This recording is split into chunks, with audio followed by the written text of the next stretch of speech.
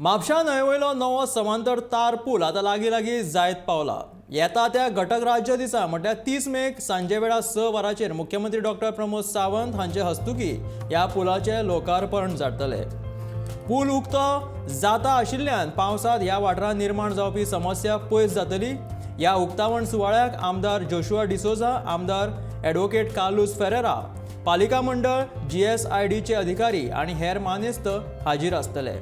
10.5 कोटी रुपया मोडून उबारिल्ले ह्या तार पुलाचे बांदकाम डिसेंबरांत हातांत घेतिल्ले। हो पूल 6 ते 8 म्हयन्यां भितून पुराय करपाची जापसालदारकी कंत्राटदाराचेर घातिल्ली। गोंय मुळाव्या साधन सुविधा महामंडळाच्या वतीन घटक राज्य दिसा तार पुलाचे लोकार्पण, GSIDC पुलाचे बांदकाम केला। सध्या ह्या पुलावयलें डांबरीकरण पूर्ण जालां। हेर कामां जाता तितले बेगीन पूर्ण करपाचें उतर कंत्राटदारान दिलां।